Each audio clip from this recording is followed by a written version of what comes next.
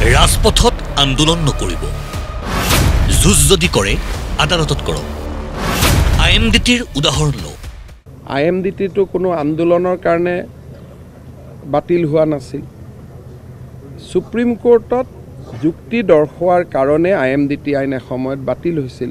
গতিকে ইয়াতে আন্দোলন নকৰি উচ্চতম ন্যায়ালয়ক তেওঁলোক নিৰপেক্ষ, আপোনালোকৰ মনৰ কথা কওক।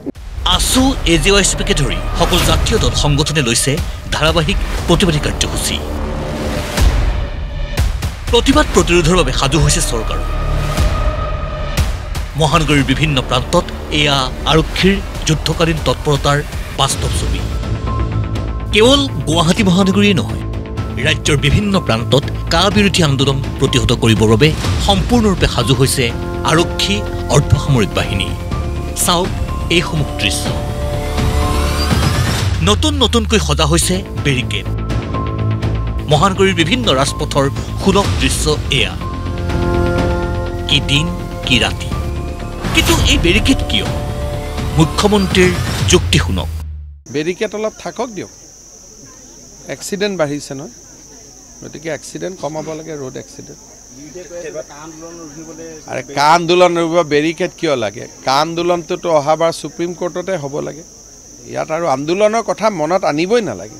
ইপিনে কা বিৰোধী আন্দোলনক লৈ ASUৰ স্থিতিক সমালোচনা অখিল গগৈৰ। ASUৰ আন্দোলনৰ ৰূপৰেখা।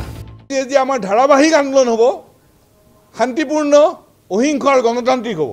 অসম চৰকাৰে শান্তিপূৰ্ণ গণতান্ত্ৰিক আন্দোলনত যাতে দমন কৰিবলৈ যাতে কোনো পৰিকল্পনা নকৰে, কাৰণ শান্তিপূৰ্ণ গণতান্ত্ৰিক আন্দোলনৰ শক্তি কিন্তু অদ্ভুত। ASUৰ আন্দোলনক লৈ অখিল গগৈৰ প্ৰতিক্ৰিয়া শুনক। কালি ঘোষণা কৰা যি আন্দোলনৰ কাৰ্যসূচী, এই কাৰ্যসূচীটো সদৌ অসম ছাত্ৰ সন্থাই পাল মাৰি নিজৰ নামটো কা বিৰোধীত ৰাখিবৰ কাৰণেহে কৰা এটা নাটকৰ বাহিৰে আন একো নহয়। এনেকুৱা ধৰণৰ পালমৰা বুদ্ধিৰে জাতিক বিশ্বাসঘাতকতা কৰাটো কেতিয়াও ভাল কথা হোৱা নাই। সদৌ অসম ছাত্ৰ সন্থাই এনেকুৱা এটা জাতীয় সংকটৰ সময়ত এনেকুৱা ধৰণৰ পালমৰা, দায়িত্ব জ্ঞানশূন্য আৰু মানুহক দেখুৱাবলৈ কৰা আন্দোলনৰ কাৰ্যসূচী ঘোষণা কৰি সদৌ অসম ছাত্ৰ সন্থাই যে এতিয়া আচলতে চৰকাৰৰ কথা মতে কঠোৰ আন্দোলনৰ কাৰ্যসূচীৰ পিনে যাব খোজা নাই, বা এইখন চৰকাৰক যে ৰেহাই দিব খুজিছে আৰু চৰকাৰক যে নিৰ্বাচনৰ ওচৰত বিপদত পেলাব খোজা নাই, এইটোকে প্ৰতিপন্ন কৰিছে বুলি মই অনুভৱ কৰোঁ। আন্দোলন প্ৰতিৰোধৰ নামত DGP JPCকে কৰা টুইটক লৈও তীব্ৰ প্ৰতিক্ৰিয়া শিৱসাগৰৰ বিধায়কগৰাকীৰ। DGPয়ে আমাক যি ধৰণে অসমীয়া মানুহক ভয় খুৱাব খুজিছে, এই ভয়টো কোনোবা 2 নম্বৰী মানুহে খাব পাৰে, আমি নাখাওঁ। সেইকাৰণে DGPক আমি সকীয়াই দিছোঁ যে এনেকুৱা ধৰণৰ ভাবুকি দিয়া বক্তব্য আপুনি প্ৰকাশ নকৰিব, আপুনি গণতান্ত্ৰিক কথা কওক। আগতে ভাবুকি দি মাফিয়া গেঙৰ লিডাৰৰ নিচিনাকৈ GP সিঙে যদি ভাবিছে যে অসমীয়া যদি ঠাণ্ডা কৰিম, তেতিয়াহ'লে তেওঁ মূৰ্খৰ স্বৰ্গত বাস কৰিছে, আমাক নোৱাৰে।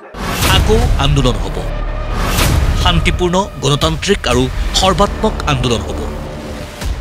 কিন্তু আন্দোলনক লৈ কা বিৰোধী সংগঠনৰ মতবিৰোধৰ সুযোগ চৰকাৰে নল'বনে?